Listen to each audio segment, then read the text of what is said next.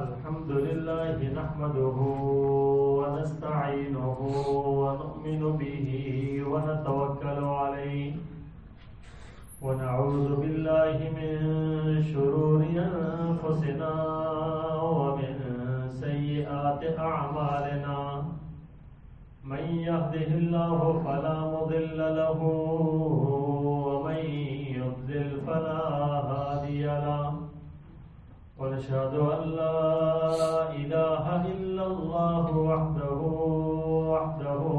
لا شريك له ولا وزير له ولا ند له ولا مثل له ولا مثال له ونشهد أن سيدنا وسندنا وحبيبنا وحبيب ربنا وطبيب قلوبنا سيدنا محمدا صلى الله عليه وسلم أرسله الله تعالى إلى كافة للناس بشيرا ونذيرا وداعيا إلى الله بإذنه وسراجا منيرا أما بعد فأعوذ بالله من الشيطان الرجيم بسم الله الرحمن الرحيم أقيموا الصلاة وآتوا الزكاة صدق الله العظيم اللهم صل على سيدنا محمد وعلى آل سيدنا محمد وبارك وسلم اللهم صل على سيدنا محمد وعلى آل سيدنا محمد وبارك وسلم اللهم صل على سيدنا محمد وعلى آل سيدنا محمد وبارك وسلم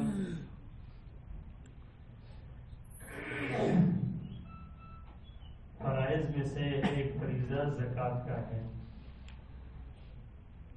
گزشتہ جمعے میں اس پر گفتگو ہوئی تھی. زکوٰۃ کا فریضہ ایسا ہی ہے جس طرح نماز کا فریضہ ہے اور فرض کا انکار وہ کفر ہے. اگر کوئی اس کا انکار کرتا ہے نا تو وہ کافر ہو جاتا ہے کیونکہ فرض ہے. اللہ تبارک و تعالیٰ نے حکم دیا ہے اور جب قرآن میں کی جاتی ہے تو فرض کہلاتی ہے.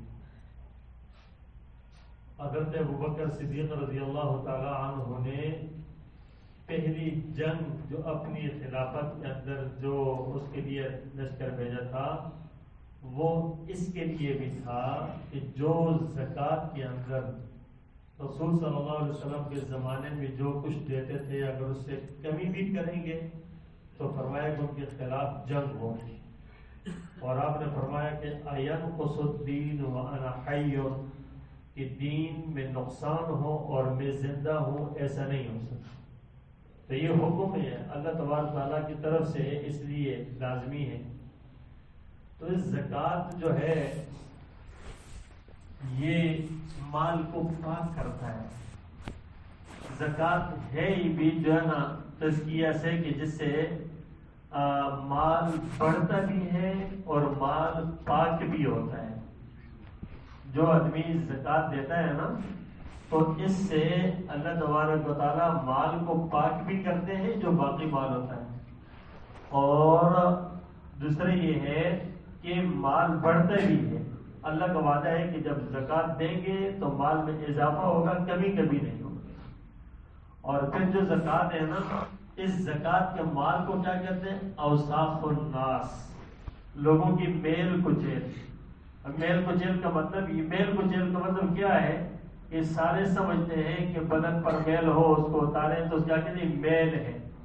تو اس کا مطلب یہ ہے کہ جب میل نکالتے ہیں تو پیچھے کیا رہ جاتا ہے؟ صاف ہو جاتا ہے نا. تو اسی صفائی کپڑوں سے دھوئے کپڑوں سے تو کیا کہ میل نکل گئی اور پیچھے کیا رہ گیا؟ صاف ہو گئے.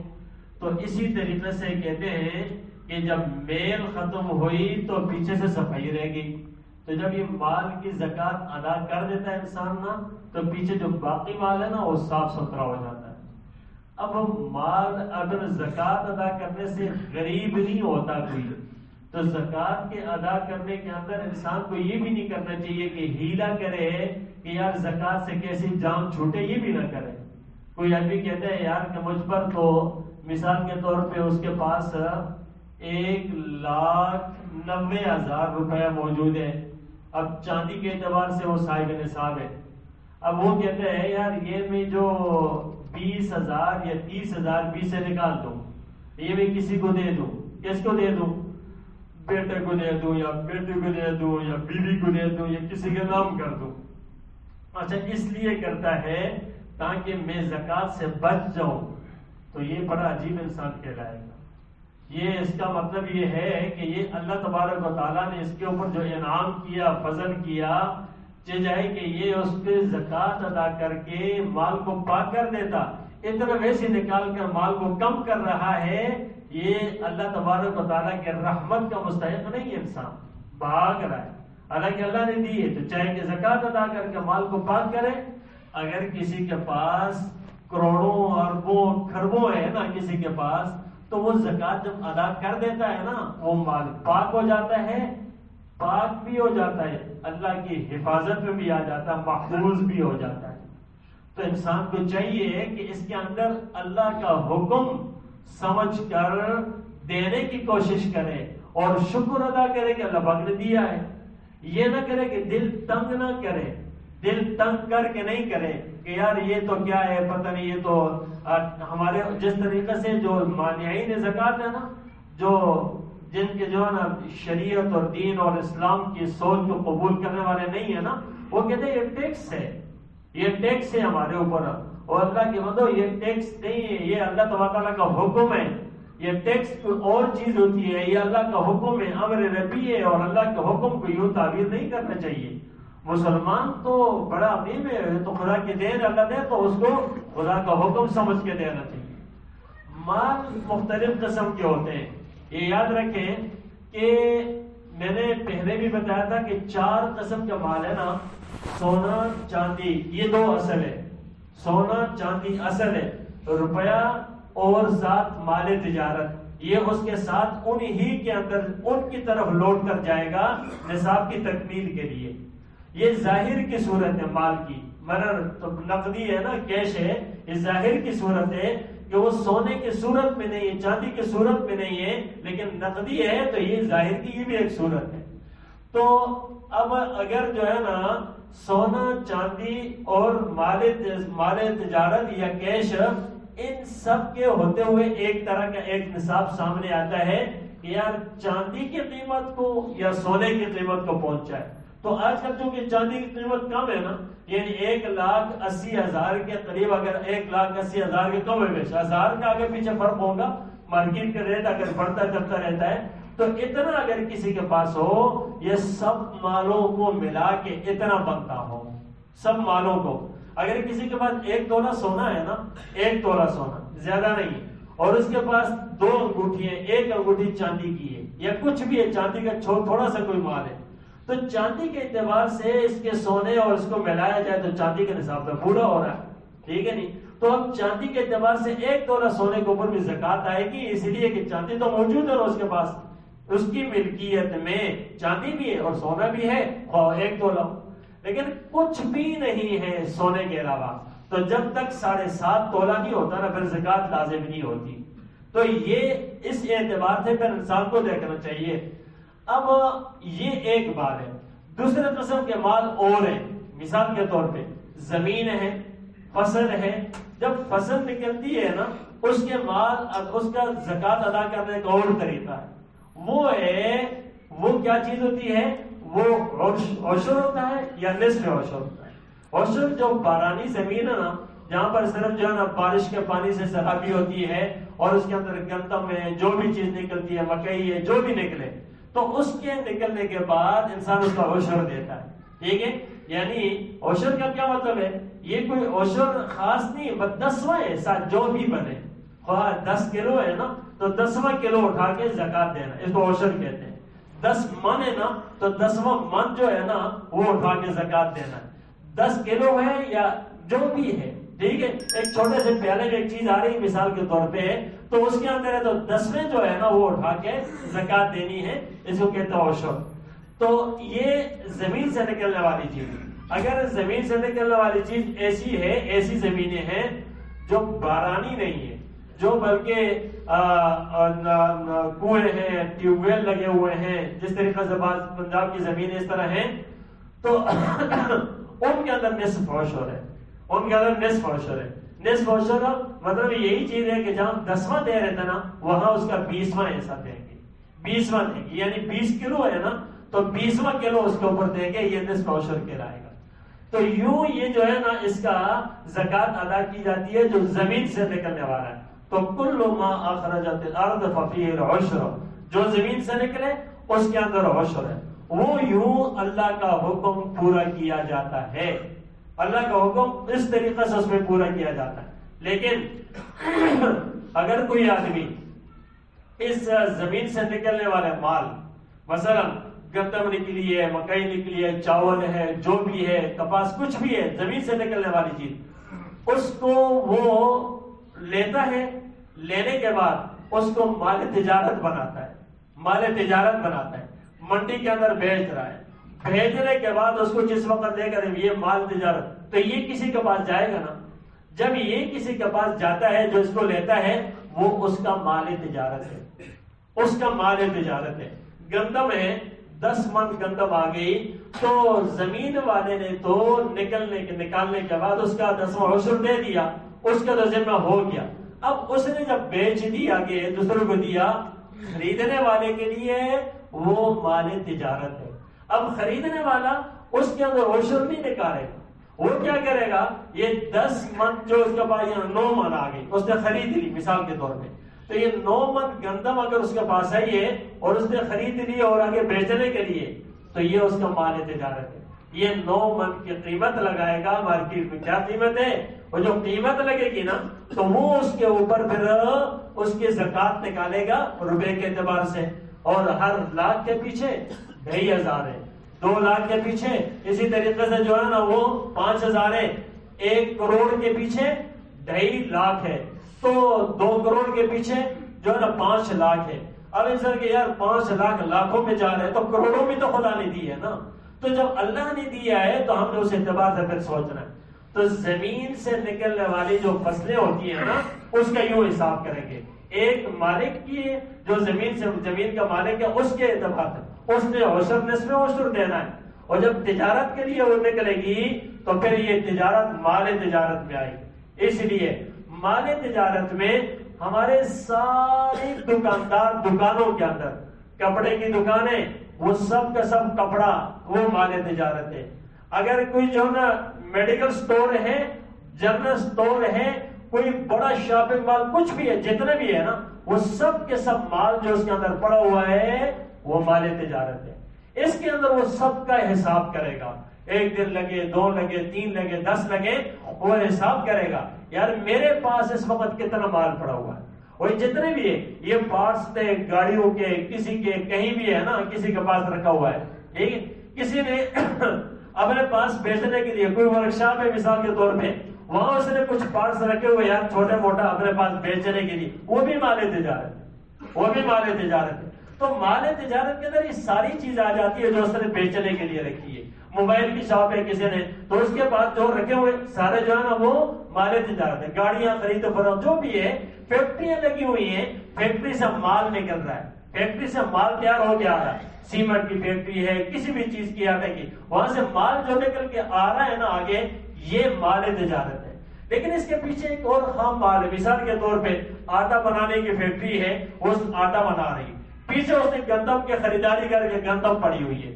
گندم بھی مال تجارت ہے, آٹا بھی مال تجارت ہے. اب اگر یہ پروسیس ہو کر آگے جا کر آٹا بن جاتا ہے تو آٹے کی ساری قیمت لگائیں گے, کیا ہے, پیچھے گندم کا ڈھیر پڑا ہوا ہے تو گندم کی لگائیں گے کہ کیا ہے. تو یہ مال تجارت میں ہر وہ چیز آ جاتی ہے جو بیچنے کے لیے. اب زمین کی خرید و فروخت جاری ہوتی ہے, پلاٹنگ ہے, مکان ہیں, اسی طریقے سے بڑی بڑی بلڈنگیں ہیں, فلیٹس ہیں, یہ ساری چیزیں. اگر کسی نے بیچنے کے لیے لیے ہے نا وہ مال تجارت ہے، بیچنے کے لیے لیے. کوئی کہتا ہے یار یہ پلاٹ لے لیتا ہوں، 2 3 4 پلاٹیں لیتا ہوں، ضرورت پڑی تو اس پلاٹ کو بیچوں گا، اس کو بیچوں گا، اس کو بیچوں گا، اور یہ جو پلاٹ ہے نا اس پر میں نے مکان بنانا ہے دوسرے کا یا بیٹے کا یا کسی کے لیے مکان بنانا ہے. یہ مکان بنانے کے لیے سے نا اس پر زکات نہیں ہے. اور جو باقی ہے نا جسے یہ کہا کہ بیچوں گا نا یہ نیت کی تو یہ مال تجارت ہے. جب اپنا حساب کتاب کرے گا تو ان کو مال تجارت کے طور پہ مارکیٹ کے ریٹ معلوم کرے گا جو بھی ہے اس وقت، اور اسی کے مطابق اس کے اوپر پھر زکات نکالے گا. تو یہ دیکھیں نا یہ انسان کے پاس بہت کچھ ہوتا ہے، اور انسان کبھی کبھی ایسا ہوتا ہے کہ مجبور ہے، کچھ ہے نہیں ہے، لیکن اس کے پاس تھوڑی بہت جمع پونجی کر رہا ہے، وہ جوڑ کے کچھ پلاٹ لے رہا ہے، کچھ اور کچھ کر رہا ہے. عموماً انسان کی فطرت کرتا رہتا ہے، کرنا چاہیے. اس وقت انسان دیکھے یہ چیز میں نے لے لی، یہ میری ملکیت میں آ گئی، اب یہ مال تجارت میں تو ٹھیک، لیکن گھر بنانے کے لیے تو نہیں، اپنے ذات کے لیے گھر کے لیے تو پھر اس پر زکات نہیں. اسی طریقے سے جو قسطوں کا معاملات ہوتے ہیں، قسط وار عموماً انسان جو ہے قسطوں پہ چیز لیتا دیتا ہے، تو قسط وار جو چیز قسطوں کے اعتبار سے ہے نا، جتنی قسطیں دی ہیں وہ آپ کا مال ہے، جتنی قسطیں دی ہیں وہ آپ کا مال ہے، آپ اس کے مالک ہیں. اور نہیں دی ہے تو آپ کے پاس آیا ہی نہیں ہے، آپ آستے آستے دیتے جا رہے ہیں. اس کو جو دے چکے ہیں نا ان کو زکات ادا کرتے وقت اس کو حساب کرنا ہے. لیکن اگر وہ اپنے مکان بنانے کے لیے ہے یا اس لیے ہے کہ مکان بناؤں گا تو پھر اس پر زکات نہیں ہوگی، اور جو قسط دے چکے اس کو نہیں حساب کریں گے. لیکن بیچنے کے لیے کوئی پلاٹ ہے اور قسطیں دی ہیں نا تو پھر یہ شامل کریں گے، اس لیے کہ اس کے جو قسطیں دی ہے تو آخر وہ اس کا مال ہے، اس کا مالک. تو اس طریقے سے یہ زکات کے حساب کیا جاتا ہے. باقی یہ ہے جو مال ہے انسان کے پاس نا وہ مختلف قسم کے بھی ہوتے ہیں. مثلا بھینسیں ہیں، اسی طریقے سے گائے ہیں، بکریاں ہیں، ان کا الگ الگ نصاب ہے. وہ جو تجارت کے لیے ہوگی نا وہ سب کے سب پھر مال کے اندر آئیں. مثال کسی نے ایک فارم ہاؤس بنایا ہوا ہے اور اس کے اندر مختلف جانور رکھے، سب بیچنے کے لیے رکھے، سب بیچنے کے لیے، تو سب مال تجارت ہوگی. پھر اس کے اندر ایک ایک دانہ دانہ نہیں کریں گے کہ یار یہ 30 گائے ہوگی تو اس پر اتنا ہوگا، یا یہ 80 بکریاں ہوگی تو اس کے اوپر ایک بکری ہوگی. یہ نہیں ہوگی، بلکہ وہ مال تجارت کے اندر شمار ہو. لیکن بیچنے کے لیے نہیں، کسی نے رکھا ہے اور بہت زیادہ ہیں جو چرتی بھی ہے اور اس طریقے سے ان کے اپنی شرائط، اس کے اعتبار سے پھر ان کا الگ نصاب ہے کہ بکریوں کے اوپر جو ہے نا وہ 80 بکری پر جو ہے نا ایک بکری دینی پڑتی ہے. اسی طریقے سے مختلف ان کا نصاب ہوتا ہے. تو وہ اپنے 100 300 200 ہر 100 کے اوپر ایک بکری ہوتی ہے. اونٹوں کا الگ سے نصاب ہے جس نے اونٹ رکھے ہوئے. تو میرا عرض کرنے کا مقصد ہے کہ انسان کو اپنے سارے اس مال پر جو اللہ کا دیا ہوا ہے، پہلی بات ہے ہمارا نہیں، اللہ کا دیا ہوا، اس کو یہ سمجھے کہ اللہ کا دیا ہوا، اس کے حساب کتاب کرے تاکہ مواخذے سے بچ جائے. انسان بہت احتیاط کرے. ایک چیز تھوڑی سی بھی گردن پہ رہ گئی نا اور زکات تو نہیں ادا کی، اللہ اکبر، تو یہ انسان کے لیے اتنا بڑا وبال ہوگا. جس طرح پچھلے جمعے میں نے آیت پڑھی تھی کہ یہ اللہ فرماتے ہیں لوہے کی صورت میں گرم کر کے یہاں داغا جائے گا. یحمى علیہ فی نار جہنم فتقوی بہا جباہہم وجنوبہم وظہورہم وہذا ما کنزتم لانفسکم. کہا جائے کہ تمہارا مال ہے، چکو اس کو دیتا، چکو اس کو. ہم اپنی اولاد کے لیے دوسروں کے لیے مستقبل کی جان لگائے ہوئے، ان کا مستقبل، بھئی ہم مستقبل اس چیز کا ٹینشن نہیں ہوئے، اس کو چھوڑیں. یہ مستقبل نہیں ہے، بلکہ مستقبل یہ ہے دین دیں، شریعت دیں، اور اس کے بعد ان کو اس چیز کا پابند کریں کہ یار یہ جو ہے نا اس پہ اللہ کا حق بھی ہے، اللہ کا حکم بتائیں. وگرنہ کتنے لوگ ہیں میراث کے اعتبار سے مال پڑا ہوتا ان کو پتہ نہیں ہوتا، میراث تقسیم ہی نہیں کرتے، عرصہ ہو جاتا ہے میراث اسی طریقے سے ہوتی ہے، اور بھائی ہو بڑا ہو جو بھی ہو کنٹرول میں کر کے لے کے چل رہا ہوتا ہے. گناہگار ہے، مستقل گناہگار ہے. جب تک وہ اس کو ادا نہیں کرتا یہ گناہ کے اندر شامل ہے. ہم کہتے ہیں یار جوائنٹ فیملی ہے، چلو کیا ضرورت ہے فلاں. نہیں بھائی، مرنے والے کا سب سے پہلا حق یہ ہے کہ جب اس کو تدفین کر دیں، پہلا حق یہ ہے اس کے مال کو حساب کریں اور اس کے بعد اس کو اپنے حصے کر کے دوسروں کو حوالے کریں. ہاں الگ بات ہے کہ آپ بھائیوں کے بڑے ہیں، آپ بہنوں کے بڑے ہیں، آپ چھوٹوں کے بڑے ہیں، آپ ان کے رکھوالی کریں دیں، لیکن مال ان کا الگ کر کے پتہ چل جائے یہ اس کا مال ہے، یہ اس کا مال ہے، یہ زمین اتنی آ رہی ہے، یہ اتنا آ رہا ہے، یہ اس کا حساب کر کے لکھ کے رکھ دیں کہ بیٹا یہ بنتا ہے تمہارا، بڑے ہو کر حوالے کریں یہ تمہارا بنتا ہے۔ یہ ہے اصل حق۔ یہ جو حق ہے نا اللہ کا، اس کو میں نے اور آپ نے اس زمین پہ اپنے اوپر نافذ کرنا ہے، تب جا کر شریعت بنتی ہے، تب جا کر اللہ کی رحمتیں اور برکتیں آتی ہیں۔ ہم صرف نماز روزہ عبادات کو صرف اس کو سمجھتے ہیں کہ شاید یہی عبادات ہے، معاملات بہت بڑی عبادت ہے، معاملات بہت بڑی عبادت ہے۔ کسی کے 1 روپے لیا نا، اس کو واپس دینے کے انسان کو سوچ ہونی چاہیے، جب تک اس کو سوچ فکر میں نہیں ہے غافل ہو جاتا ہے، بہت خطرہ ہے، بہت خطرہ ہے۔ کوئی آدمی غفلتوں کے اندر کسی کی چیز اٹھا لی، ویسی اٹھا لی جیب میں رکھ لی، چلتے چلتے یہ قلم دے دو، لے لی، اٹھا لی جیب میں رکھ دی، کیا کہتے ہیں یار چھوٹی سی، چھوٹی نہیں ہے، جہنم میں لے جانے کے لیے کافی ہے، جہنم میں لے جانے کے لیے کافی ہے، چھوٹی سی چیز ہے۔ اگلے سے کسی یار اس وقت دے دو 1000 روپے مجھے دے دو یار اس وقت، چلو میں آپ کو دے دوں، دے دیا، دے دوں گا اور پتہ نہیں بھول گیا، اب کیا کہیں گے کہ یہ اس کو جو ہے نا بس جان چھوٹ گئی۔ اور بھائی یہ تو کبھی معافی مانگنے سے بیت اللہ میں چلے جائے نا، رو رو کر بھی مانگے پھر بھی جان نہیں چھوٹے گی جب تک اس کو کلیئر نہیں کریں گے، ادا نہیں کریں گے۔ معاملات بڑے عجیب ہوتے ہیں، معاملات میں کلیئر کرنا چاہیے، انسان کو سوچنا چاہیے، لکھنا چاہیے، سب چیزیں۔ زکوٰۃ کی اہمیت سمجھیں اور پھر زکوٰۃ طریقے کے مطابق دیں۔ اللہ تبارک تعالیٰ ہمیں شریعت کے مطابق سارے اعمال کرنے کی اور عمل کرنے کی توفیق عطا فرمائے۔ وآخر دعوانا